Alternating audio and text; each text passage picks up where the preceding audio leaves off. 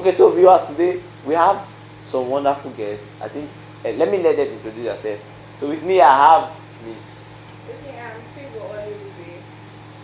I'm Mary John.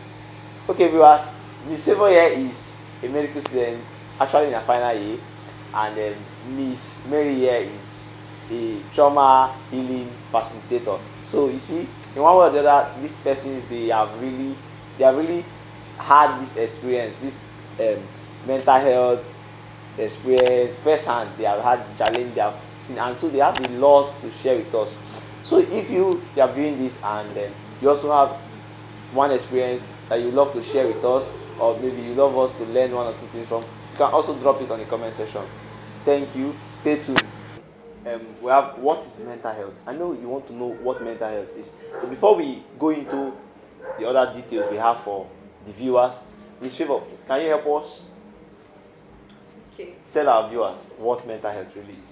Okay, so basically, mental health is a form of health, just like we have physical health, financial health. So mental health is just a form of health that talks about the social, the psychological, and the emotional well-being of an individual. You know, it's what affects the way we feel, the way we act, the way we behave, the way we make choices, the way we relate to people, the way we handle stress.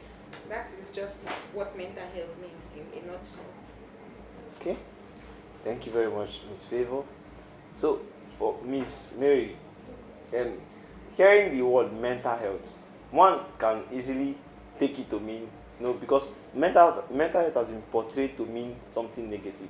Is there really an advantage, or it's like, because most time we use mental health for the negative things, more like when people are stressed, when people are undergoing something that maybe affect them mentally negatively, sha. So do we really have a positive like mental health situation, or is there like any good thing about mental health, or the word itself means problem? Okay. I don't think mental health should have that connotation of positive or negative. Just like she said, it's health, and generally health has to do with the well-being of a person. So mental health is just the well-being of your mind, your emotions, your social life, your psychology. So it should not have any negative or positive connotations to it. It should just be viewed the same way health is viewed. Like it's just another branch of health. Yes. Thank you very much. Viewers, I hope you're learning. So when we hear mental health, there's no need to freak out. It's more like we are talking about your well-being, the well-being of your mind. So it means you can either switch the positive side. It can either be bad or good. So you decide. Okay. So thank you very much. For the next question, we have a question. I think any of you can go first. For mental health, what are the types of, or maybe types of mental health we have? Like, can it be classified? We looking at mental health is looking as though it's a broad topic, because it's now dealing with the entirety, like our well-being, and we know well-being is more like it is broad, like our mental well-being is broad. So can we classify it into different classes or types? Any of you can go first. Okay. So what we mean by mental health, like I say, it can be good or bad. So, and we are trying to focus on the bad to be able to help people, because the aim is for all of us to have a good mental health or well-being. So the different kinds of mental health challenges that we can see, especially facing with our students, adolescents, youths. We have anxiety, we can have depression. I mean, a lot of persons are depressed. We can also have bipolar disorders, where they are up and down. This moment, I know we might know, some of us might even know some of those kind of persons, where we meet somebody that is, this moment the person is happy, the next moment the person is sad. These are types of mental health disorders. We can also have the real things that people actually call mental disorders, like psychosis, schizophrenia, when somebody, we call them mad people, but those are the kinds of mental health disorders that we can have. To add to that, we also have eating disorders as well. It can be a type of mental health. Wow. Thank you very much. So viewers, we have different types of mental health disorders. So today we are focusing on the negative part of mental health. So we are looking at ways we can help out, and then looking at ways to identify this problem. So if you have somebody that have this kind of feature, maybe you know something, you know someone, you can just refer them so they can get one or two to see how they can help the situation. So speakers, so Miss Favour, let me give you this one. For, let's say, the mental health disorders we have, are there some activities that tend to trigger it more? Are there places, or maybe let's say a particular set of people that experience more of these mental health challenges than the other? And then are there activities that maybe we engage in? Because most times we do so many things, and some of these have adverse effects that we don't know. So are there some of these activities you can really highlight that they trigger these mental health disorders? Yes. Okay, let me just talk about a story. One day I was coming back from somewhere, and I was passing along a road, Choba Road, and I saw one young guy. He was already tattered, looking like he had already removed his shirt, and a young guy, a youth. I'm not sure he's up to his 25 years, And then I looked at this guy, and the first thing that came to my mind was drug abuse, because one of the triggers of mental health disorders these days is drug abuse. Because there's a lot of young people. I've seen a lot of young people, abusing drugs, using different kinds of drugs. So that can be that is one of the major factors and major cause of mental health challenges in our time. Because a lot of persons abuse drugs. Then another thing that can happen is trauma, negative childhood experiences. A lot of persons faced a lot of trauma while coming up. Maybe they lost somebody, they were abused, they were maybe physically, emotionally, or socially, or even sexually, and then it affects their mind, and while growing up they lose the ability to adapt, or they just develop this defensive mechanism, and it starts coming out as a challenge to their mental health. So I think that's it. Wow. Thank you very much, Ms. Favour. Miss Mary, do you have anything to add to this? Yes, I want to add pressure. Pressure can also be another trigger for mental health challenges. So as a student, when they have that pressure to be good students, write all their tests, pass all their exams, score very high, maybe take the first position or second, that can also cause them to have mental health challenges. Also the pressure to maybe do other things like excel at home duties, at sports, or any other thing that their parents might come up with. So that pressure can cause youth to develop mental health challenges as well. Okay, thank you, Ms. Mary. So now, looking at the activities that triggers this mental health, now bringing it back home, do you feel, or do you think, as a Nigerian, currently, with the current state of our political structure, with everything we are seeing, do you think it is actually really affecting our mental health, or is actually leading to mental health disorder, or is it actually really affecting us negatively when it comes to our mental health? Ms. Favour, please, you can start. Okay, yes, it's actually affecting our mental health. Like another thing that can cause a disability, like remove the stability from our mental health is finances. And with the state of our economy now, a lot of persons do not have money to even take care of, to even feed. Some persons are always thinking, okay, what do I eat the next day? They are doing work, or it's not like they are not working, they are hard working, but there's no results that is not matching up to what they are doing. These kind of things affect our mental health. Even students going to school, they are not getting the quality education they are paying for. Just different things, finances in different aspects. Now a lot of students now, their parents cannot be able to fend for them, so they want to meet up, so they try to do other things, and before you know, they are thinking there's anxiety, there's depression.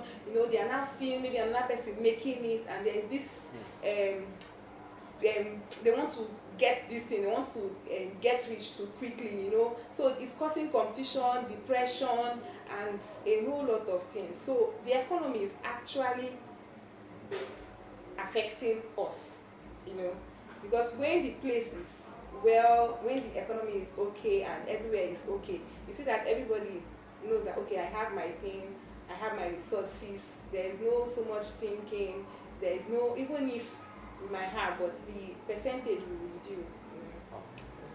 Thank you very much. Miss Mary, can you also Yes, add? I would like to add multitasking to it because of the kind of situation we are facing now in this country. People have to do more than one job to be able to survive, and in that case, it's causing stress on them. And this stress itself is part of the mental health challenges, which can further lead to depression or any of the other mentioned challenges she has said. So multitasking in this Nigerian economy at this time can also cause mental health challenges. So yes, Nigeria is a mental health challenge. Okay. Viewers, it's right. If you're in Nigeria, you can use the comment button and just comment your own situation. I you know our president used a statement one time. He said, "Let the poor breathe." I think that's actually a statement to help us. So, Miss Mary, I know you said something that Nigeria itself, every city of Nigeria is going through one mental health challenge or the other. So now, looking at these things, can we also say that social media is actually also adding to our mental health challenges? Because if you look back, you know, this is not the worst state Nigeria have ever been.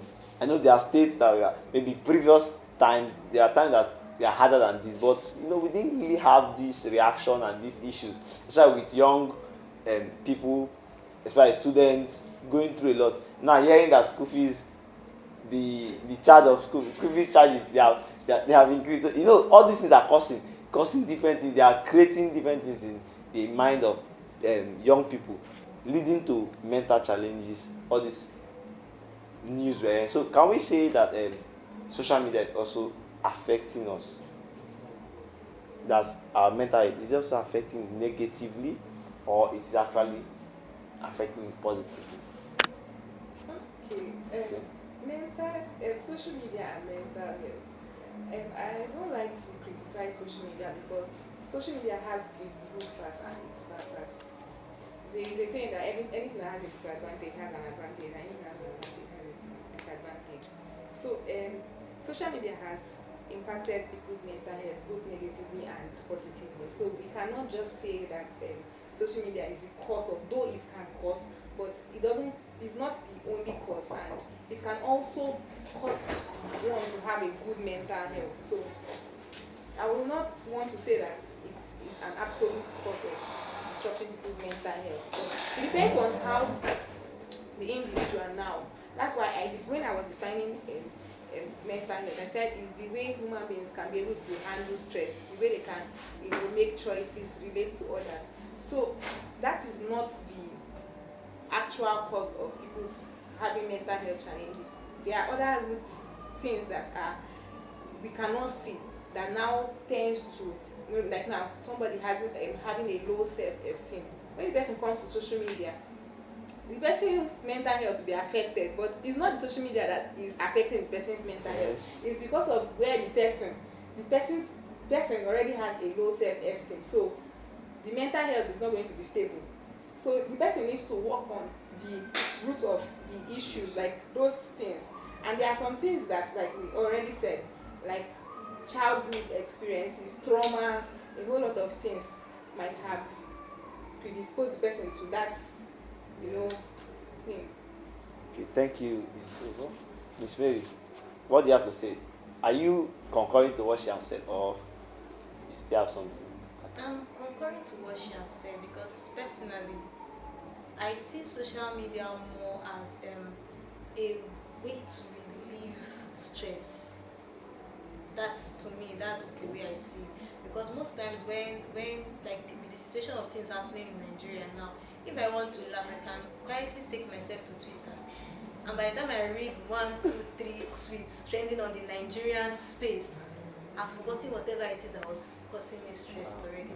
But then also social media can affect depending on the internal factors that are already present in that person that she has already experienced.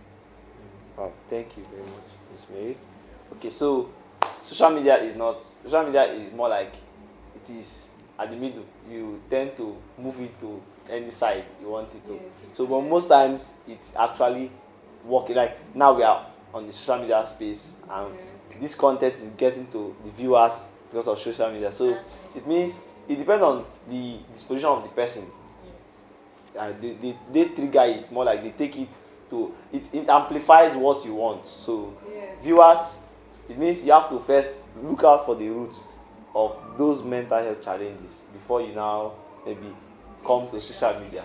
Okay, so now from what we have said so far, I think it's high time we now start listing out ways we can actually help the situation. Let's say, because what we are looking at now is, with the way we are looking at it, every Nigerian needs to hear this. Every Nigerian needs to know how to manage their mental health, because in fact, whether you like it or not, silently or maybe it's pronounced, you see that your mental health is actually being stressed and it's tilting to the other side. So what are the things we can actually do, especially as Nigerians, to help us ease the stress and help us maintain a good mental health? Okay. I think first of all we should try to. The first thing we should do is to remove the stigma associated with mental health in Nigeria. Like you were trying to create from our initial talks, that mental health should not be classified as bad. Yes. So in Nigeria, once we hear mental health, we are thinking about this person gone mad, this person is going crazy. That's what we think about. So we don't look at all the other factors associated with it. So I think the first thing we should do is to remove the stigma associated with mental health. Everyone should understand that mental health is just another aspect of health. And then when we remove the stigma, then the next thing I think we should do is to keep it open for people to talk about it. When we remove the stigma, people will want to talk about it more. And when people talk about it more, people will be aware about this kind of things. So we remove the stigma, we keep it open for people to talk about, and then we be willing to listen when they talk about their challenges. I think those three are very important first, then we can now do the rest of the Thank you very much, Miss Mary. Miss Favour. Okay, just to add to what she has said, there are two ways basically that I think we can handle it. We have the supportive way, and there are also medical ways of helping people that have mental health challenges. Okay, so I'm just going to be looking about the supportive ways. If you need the medical one, you can go to the hospital to get it. But for the supportive ways, like she has said, adding to these things, let me use the 3 P's that I have. Okay, the first thing is prioritizing. We talked about pressure and how a lot of youths and individuals are being pressured into things, and it now affects their mental health. So one of the things we can do is, as individuals, we should sit down to prioritize and know ourselves first of all, knowing, okay, this is me, I like doing this, I want to do this. Then you can be able to prioritize. You can be able to know, okay, at this point I want to focus on my academics and not pressure myself. I know that, okay, I can be able to read and be able to do this a little job and not this big job, or I can be able to handle only academics, and with that it takes away any form of anxiety and wanting to catch up. Then another thing we can do is planning. Planning, okay, when I've noticed that one of the cause of anxiety and depression is lack of planning. Say when you don't plan, you're planning to fail. So when you sit down to plan your life, you sit down to say, okay, at this point I want to do this, at this point I want to do this. I don't want to follow what people are doing. I know that, okay, this is what I want to do. I believe that we can be able to reduce the stress factor on us. And then the last thing I want to talk about, which I cannot end without talking about, is praying. There's something about praying. Personally, I'm a believer, and I've seen prayers work on my mental health. Like you cannot do without it. So when you pray, you're relieving the you're dropping the challenges on, who you're praying to. Like I pray to God through Jesus. So you're dropping it there and you are receiving a new strength, and then you will be mentally sane. Those are the kind of things that has kept. And then another thing I want to add is decluttering. Remove things. You must not do everything. Declutter things. Remove things. And then I hope that with that your mental health will be stable. Thank you very much, Ms. Favour. Okay, so viewers, she gave us 3 P's: prioritizing, planning, and praying. An average Nigerian is a believer. So at this stage we are in now, I think prayer will do more for us because we really need to pray. So prioritize your life, pray, plan. Most persons, I think we really need to talk about this planning. We have seen a lot of persons, both students, young persons, they don't really plan. I think that's one of the deficiencies we have as youths, as students. Most times we fail to plan, and people just say that in that die moment, that deadline period, their brain work at optimal point, and they just want to do all the tasks. So I think we need to hit it, the necessity of planning, and then how it can actually aid or help our mental health. So Ms. Favour, can you help us, just give us a guide on the planning, and then what we can really do to start? Because I know telling people planning, especially when somebody has not been planning for a long time, it's quite ambiguous. Looking at the word planning as relating to your mental health, because even the planning now can also affect us. Because you're trying to plan now, something you have not been doing is now new again.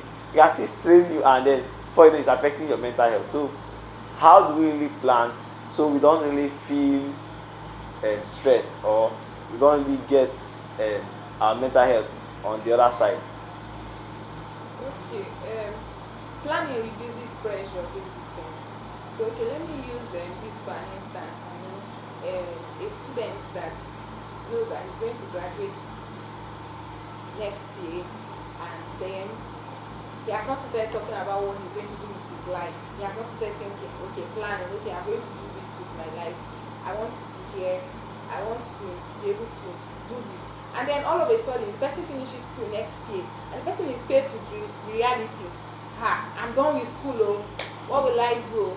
It comes with this pressure and anxiety, and then maybe you see all of your mates moving forward, and you forget that these people have planned things, and they thought about what they are living now. So most of our youths and people in the adolescent age, they just live based on the moment. They don't think about the future. So planning is a way to reduce pressure personally, and this actually, I know it can be difficult to plan, but when you start, it's going to be easy, because with that you keep up and you will just maintain sanity, because you know that this is what I'm going to do at this point, this is what I'm going to do at this point, and fine.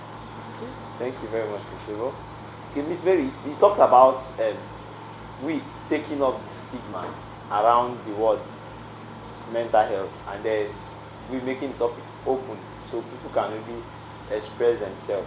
So with the the more like this social expectation we have on youth, there's this special social expectation that they have on people that makes most persons just stay private and then keep everything to themselves. So how do you think we can work around this? Like you trying to open up, tell people that and people now try to leverage on it to play on you, or so. What do you think, and how do we go about it? Now, trying to make it open so that people can actually talk about it.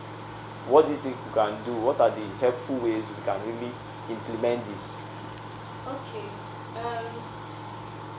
So far, I think the way to go about it is just to talk about it. But of course, our culture is not designed in a way that allows people to talk about how they feel or how they think about something. Our culture is built to take it as it is. Be strong. You you come from a strong stock, show yourself that way. Don't try to show weakness. People will take advantage of you. And so it has passed down through ages from parents to children, and now everybody thinks that same way. And then when people try to talk about it, they begin to label them or say all sorts of things about them. The only way we can help ourselves is to still talk about it and then get ready for the backlash. And even those backlash can still add to our mental stress, but by the time you talk about it and by the time you are also in therapy, for as many as are willing to talk about it and go for therapy, it will also help them with whatever backlash will come from their talking. But the more people talk, the more it sinks into the minds of everybody, and then gradually everybody begin to talk about their own experience, and then to become a normal thing for us to say. So initially it will be very hard. People will say all sorts of things against you. People will tell you to keep quiet, don't talk again, are you the first person that this type of thing happens to? But in the long run, when people start to see that talking about it is helpful, they begin to come out to say that. Thank you, Miss Mary. Yeah, so viewers, Miss Mary is trying to advise us. You just need to talk about it. Talk about it. You know, most times when you keep it to yourself, people don't know that there are a lot of persons that have actually gone through that thing.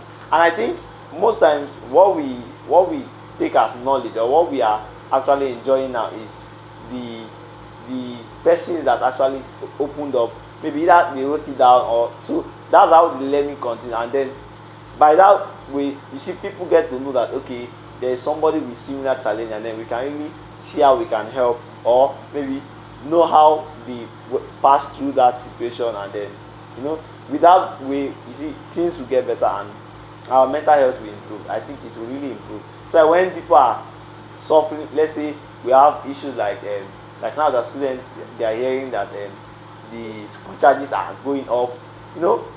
If they are not speaking up, I think the government will not, even the school authorities will not know how they feel. And now imagine students that actually training themselves through school, now seeing something like that, and it means you have to increase your work. You have to multitask, and saying that multitasking actually is not really good for our mental health when you multitask too much. So looking at it now, what do you think what can we say to those students that are actually training themselves through school, are facing this challenge with the school charge increase, and then what can we also say to the school authority? What do we think we can really do as Nigerians to help Nigerians, and also other persons from other parts of the world that are also going through similar challenges with an increase in charges, and then the students, they're trying to see how they can meet up, trying to meet ends with the cost of things. Then now school charges are going up, cost of living is high. So what can we really say to them? It's maybe. Okay. That question is it's a hard one. What can we say to them? First of all, we are all hoping that the government will reconsider, because things are actually hard. And even if we tell the students to try get another job, what are the chances that those jobs that we're asking them to go and get will pay them enough money that will raise what they can pay for their fees? So finally, it's still, I think this one still lies on our government. We still need to keep talking to them, that they help them to really understand the situation, that see, things are hard. They are not increasing anybody's salary anywhere. I think so far we've only heard about Zenith Bank increasing their workers' salary. I've not heard any other company that says want to increase your salary. And most of these students, the job they are working in is their minimum wage jobs. Some of them are even lower than minimum wage. And then they are doing different ones, hoping to raise that, maybe that 50,000 or that 60,000 to pay their fees. So I think the government should try to listen and find a way to help the student, because you can't ask the student to keep working. Wow. Thank you very much. I think it's at this point, that's where we can now tell the government to let the poor breathe. We can use that. We can use that for them. Okay, ma. Let me also add, for the persons now going through these challenges, I think first of all they need to understand that these days will not last. Evil days do not last. but if they are tough, they will last. You know, they should just keep on doing what they are doing. Just keep on doing what you are doing. Just keep on being consistent. Keep on showing up and talking like she has said. And in no sooner time, consistency will meet up with opportunities, and people are still making it in this economy. Yeah. People are still maintaining their mental health. It's not only finances shattered, but people are still maintaining their mental health even with this current government situation and everything. So just keep on doing what you're doing. Associate with the right people. Stay away from people that pressure you or that compete with you. Just keep a good environment that will make you grow and become better. And then rest. Take time to rest too, because you matter too, and you need to sleep helps the mental health. So take time to rest too, and know that these days will not last. Very soon. Very soon. Yeah. Thank you very much, Ms. Favour. So viewers, you've heard a lot from our wonderful speakers here. See, everything we have been saying so far, it still bothers around you resting, prioritizing your self-care. Especially in this time or season that a lot of things are really affecting us negatively. Our mental health is being affected negatively. You turn to the left to see some news, some bills, like different laws are being enacted that are actually not sitting well with the citizens. And the best thing we can do is to just talk about it, keep talking about it, just say it, open up, don't suffocate, don't die, don't kill yourself, and once in a while rest. And I think there's this trend that has been going on for some time now. I know the trend is very funny, but I think it's also good. If we need to let the poor breathe. I think even the poor that have groceries, those groceries are floating very, they can also enjoy it. And while you are taking it, you just know that these two will not last. It will soon pass. So just do what you can, do all you can to stay alive, and because it is who is alive and who stays to the end. They are the set of people that will really enjoy it. So you don't want to die at this period. You want to just stay and see how things turns out. So speakers, Ms. Favour and Ms. Mary. Okay, so in conclusion, can you just maybe give us one or two tips, maybe personal experience on how you handled things around mental health challenges, and how you think viewers can really maximize these mental health tips we have given to them? Okay. I think what I want to talk about now is therapy. Okay. Going for therapy. Going for therapy is something that is still being stigmatized in Nigeria. They feel like if you are going for therapy, it means you don't have the strength to handle whatever thing life is throwing at you. Which is true anyway, because you don't have the strength to handle it. But then going for therapy is important because it also helps you to understand the causes, the roots of your mental health issue. Some people, they might just be treating the symptoms, but they don't know what exactly is the cause of it. So I encourage going for counseling, and I encourage it also because of personal reasons as well.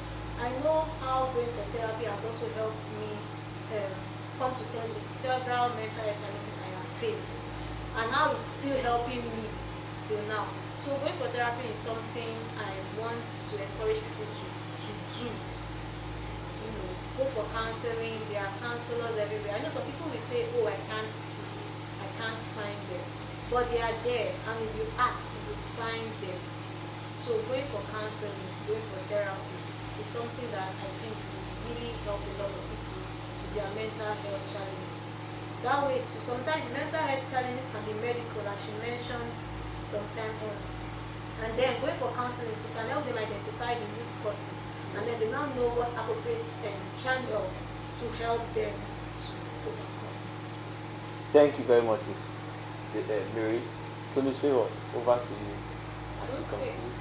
Okay, so let me just share a story of how one time I noticed that I was just overly getting anxious.